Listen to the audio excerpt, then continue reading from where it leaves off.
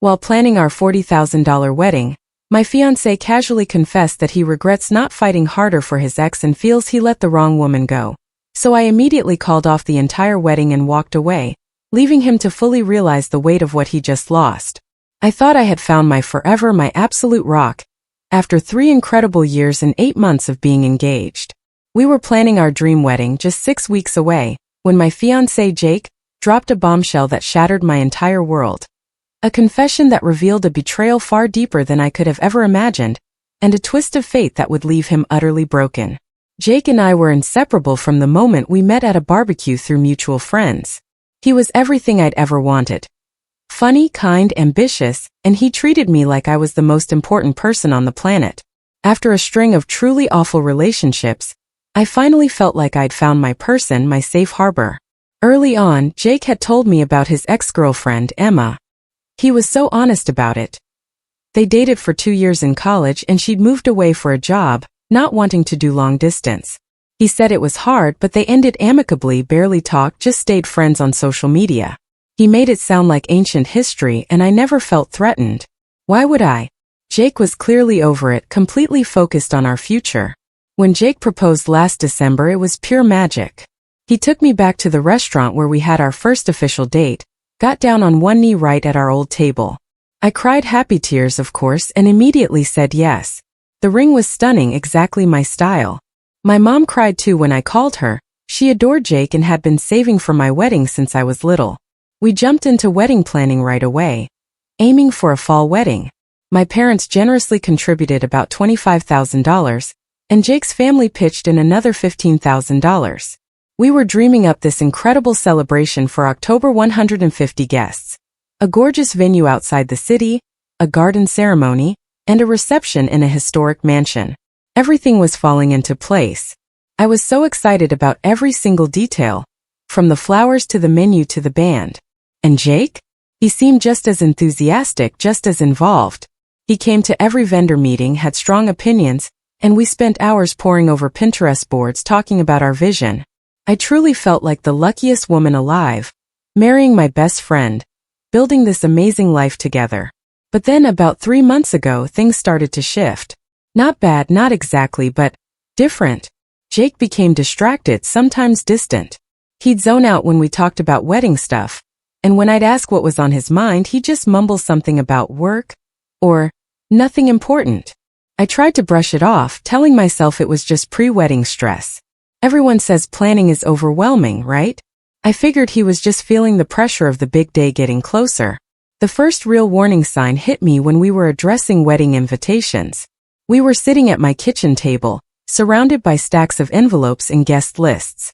I was going through his side, checking addresses, and when I got to his college friends, I casually asked if we should invite Emma. She had been a big part of his life back then, and I knew she still kept in touch with some of his old friends. Jake just got this look on his face, and he was quiet for what felt like an eternity. Finally, he said he didn't think it was a good idea, that it might be awkward. I told him I genuinely didn't mind, that I trusted him completely and wasn't threatened by his past. But he insisted, quickly changing the subject. It struck me as so odd because Jake had never been weird about Emma before. A few weeks later, we were at dinner with his college roommate, Mark, and his wife. Mark casually mentioned that Emma had moved back to our city for a new job. He said she'd been asking about Jake, wondering if we were all still in touch, and seemed excited to reconnect with their old group. Jake went completely silent. He barely said another word for the rest of the night. When we got home, I asked if he was okay. He just said he was fine, just tired. But I knew deep down something was really bothering him. That's when I started paying closer attention to Jake. I noticed him checking his phone constantly, sometimes with this faraway look when he thought I wasn't watching. He wasn't being secretive, not overtly, but there was definitely something on his mind he wasn't sharing. I tried to give him space, I really did. I didn't want to be that needy fiancé, demanding to know his every thought. But the worry was gnawing at me. I knew something was seriously wrong. The breaking point came last month, at our final walkthrough at the wedding venue. Everything looked absolutely perfect. I was getting so emotional picturing our ceremony in just 6 short weeks. The coordinator was showing us where the bridal party would line up, where Jake would stand waiting for me. I could almost see myself walking down that aisle, towards the man I loved more than anything. After we finished up, Jake suggested we grab dinner at a little Italian place nearby. I thought it was sweet, a nice way to extend our evening.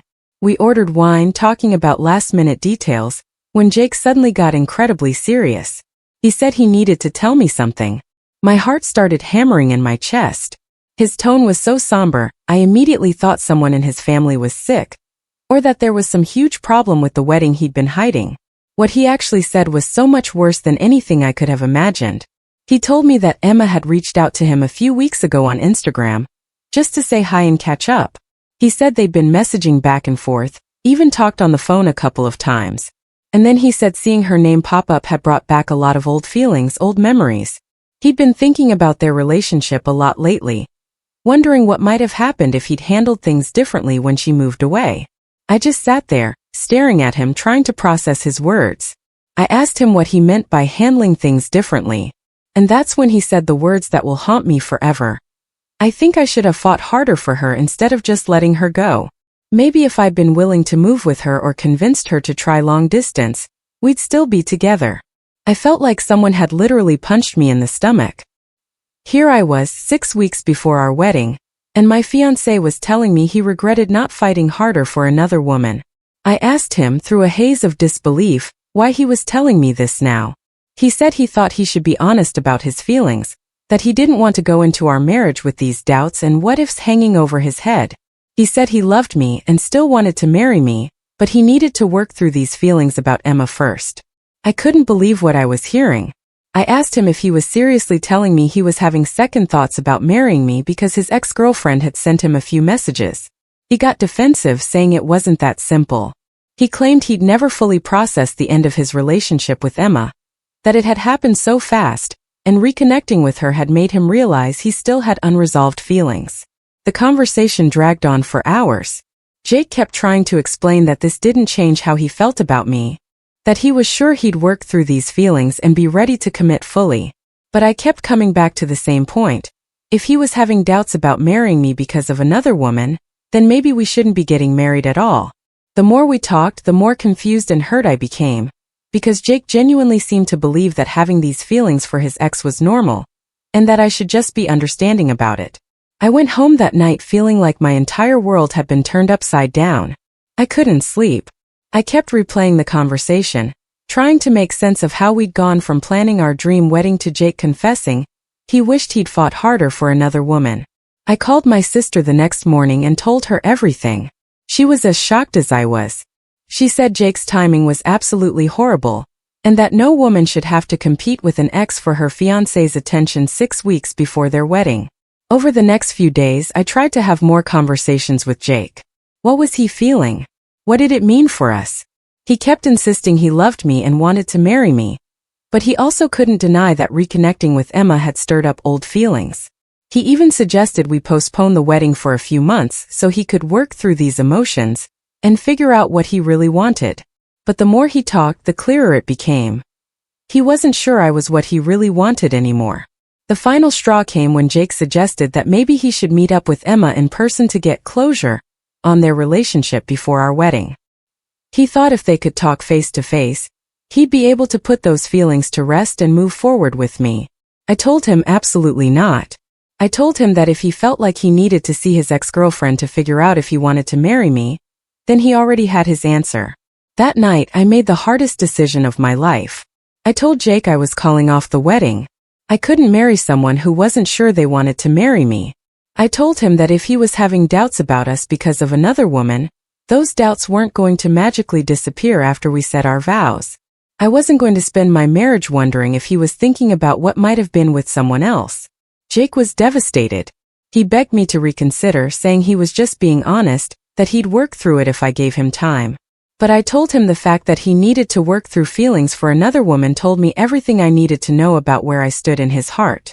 I deserved someone who was absolutely certain they wanted to be with me, not someone who was settling for me because their first choice wasn't available. The next day, I started making the horrible phone calls to cancel everything. The venue was understanding, but they kept half our deposit since we were canceling so close to the date. The caterer was able to cancel without penalties, thankfully, But we lost our deposits with the florist and photographer. The band was the worst. They couldn't book another event on such short notice, so we lost the entire payment. All told, we lost about $8,000 in deposits and fees. But my parents, bless them, said they didn't care about the money. They were just proud of me for standing up for myself. Calling our guests was mortifying. But everyone was incredibly supportive once I explained what had happened. My friends were absolutely furious with Jake, and several of them even said they'd never liked him anyway, which was news to me, but I appreciated their loyalty. Jake's family was shocked and kept calling, asking if there was anything they could do to fix things. But I told them this was between Jake and me, and the decision was final. Jake moved out of our apartment the following week, and I haven't seen him since. He sent me several long text messages apologizing, saying he made a huge mistake, that he realizes now I'm the person he wants to be with. But I know he only came to that realization after facing the consequences of his choices. I can't trust that his feelings are genuine and not just panic about losing what he'd taken for granted. It's been 2 months since I called off the wedding, and things have gotten even more complicated, and honestly kind of satisfying in a weird way. A lot of people have been asking what happened with Jake and Emma, and whether they ended up together after all the drama they caused in my life. So, apparently, Jake did end up meeting with Emma about a week after I called off the wedding. According to our mutual friends, he told her everything that had happened, how reconnecting with her had made him realize he still had feelings for her. He basically laid his heart on the line, told her he'd made a mistake letting her go all those years ago, and that he wanted to try again. Emma's response was not what Jake had expected. She told him she was flattered, but she'd moved on and was actually in a serious relationship with someone she'd met in her new city. She said she'd only reached out to Jake and their other college friends because she was feeling nostalgic and wanted to reconnect with people from that time in her life, not because she wanted to rekindle any romantic relationships. She also told him she thought it was incredibly selfish of him to blow up his engagement over some nostalgic feelings, and that she felt terrible that I'd gotten hurt because of their innocent conversations. When Jake's friend Mark told me this, I actually laughed out loud. It was such perfect karma. Jake had thrown away our entire relationship, caused me so much pain, because he thought the grass was greener with his ex, only to find out she didn't want him at all. Mark said Jake was devastated and had been calling Emma repeatedly, trying to convince her to give him a chance, but she blocked his number and told their mutual friends that his behavior was making her uncomfortable. The best part? Word has gotten around our entire social circle about what Jake did, and people are not impressed with him at all. Several of his friends have reached out to check on me and to distance themselves from his actions. Apparently, he's been pretty much ostracized from our friend group because everyone thinks what he did was horrible. His own family is disappointed in him, and his sister even called me to apologize on his behalf, and to tell me they all thought he was an idiot for letting me go. Jake has been trying to get me back, sending flowers to my office, leaving long voicemails about how he made the biggest mistake of his life, and how he realizes now that I was the best thing that ever happened to him. He even showed up at my apartment building one night, drunk and crying, begging me to give him another chance. I had to threaten to call the police before he would leave, and the next day I sent him a text telling him that if he contacted me again I'd get a restraining order. The truth is, seeing Jake fall apart has been both satisfying and sad. Satisfying because he's finally facing the consequences of his choices, and realizing what he lost. But sad too because I did love him, and it's hard to watch someone you cared about destroy their own life. But I also know that I made the right decision because if Jake was capable of having these kinds of doubts about our relationship after 3 years together, then he wasn't the right person for me anyway. I've been going to therapy to work through everything that happened, and my therapist has helped me understand that Jake's behavior was a form of emotional infidelity, even if he never physically cheated on me. She said that the fact that he was entertaining romantic feelings for another woman and considering what might have been with her was a betrayal of our relationship, regardless of whether anything physical happened. That's helped me feel more confident in my decision to end things, because I know I wasn't overreacting or being too harsh. It's been 6 months now, and I felt like I owed everyone a final update, because the story has had some interesting developments.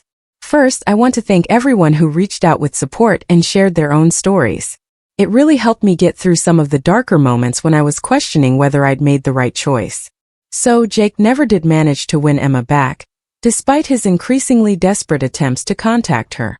According to the mutual friend network, Emma actually ended up filing a complaint with her company's HR department because Jake had started showing up at her office building, trying to ambush her for conversations. Her boyfriend apparently got involved and threatened legal action if Jake didn't stop harassing her, which finally got through to him that she was serious about wanting nothing to do with him. The really crazy part is that Jake then tried to use Emma's rejection as proof that he'd made a mistake and that I should take him back. He sent me this long email, explaining that he'd realized Emma wasn't the person he remembered, and that chasing after her had made him understand how much he loved me and wanted our life together back. He said that losing both of us had made him understand what really mattered, and he begged me to give him one more chance to prove himself. I didn't respond to the email, but I did forward it to my therapist, who said it was a perfect example of someone who only values what they can't have. She pointed out that Jake had only been interested in Emma when she was unavailable, and now he only wanted me back because I was unavailable too. She said that pattern showed he was more interested in the chase and the drama than in actually committing to a relationship with someone who loved him. As for me, I'm doing really well. I ended up using some of the money my parents had saved for the wedding to take a solo trip to Europe, which was absolutely amazing and exactly what I needed to gain some perspective on everything. I've been focusing on my career and my friendships, and I've even started dating again, though I'm taking things very slowly and being much more careful about red flags. The best vindication came last month when I ran into Jake's sister at the grocery store. She told me that Jake had been struggling with depression and had started drinking too much, and that their whole family was worried about him. She said he'd even been fired from his job for poor performance and had moved back in with his parents because he couldn't afford his rent. She also said that he talks about me constantly and keeps saying that I was the one who got away. Part of me felt bad hearing that Jake was struggling, but mostly, I felt incredibly grateful that I trusted my instincts and ended things when I did. If Jake was this unstable and prone to making impulsive decisions based on nostalgia and fantasy, then marrying him would have been a disaster. I can only imagine how much worse it would have been to discover his capacity for self-destruction after we were legally bound together. Jake's sister also told me something that really confirmed I'd made the right choice. She said that this wasn't the first time Jake had sabotaged a good relationship by fixating on someone from his past. Apparently, he'd done something similar with a girlfriend in his early 20s, breaking up with her because he convinced himself he was still in love with a girl from high school. His sister said the family had hoped he'd outgrown that pattern, but clearly he hadn't. I'm sharing this final update because I want people to know that sometimes the hardest decisions are the right ones, even when everyone around you is telling you to be understanding and give someone another chance. Jake's friends and family kept pressuring me to forgive him and work things out, but I knew in my gut that his feelings for Emma weren't something that would just go away with time. If I had married him, I would have spent my entire marriage wondering if he was thinking about her or some other woman from his past. I also want to say that calling off a wedding 6 weeks before the date was terrifying, embarrassing, and one of the hardest things I've ever done. But it was also one of the best decisions I've ever made. I'm now with someone who's never made me question whether I'm their first choice, and the difference is incredible. When you're with the right person, you never have to wonder where you stand or compete with ghosts from their past. To anyone going through something similar, trust your instincts. If someone is having doubts about marrying you because of another person, those doubts are telling you everything you need to know. Don't let anyone convince you that you're being too harsh or expecting too much. You deserve someone who is absolutely certain they want to be with you, not someone who's settling for you because their first choice isn't available. Video Deep Research Canvas Image Gemini can make mistakes so double.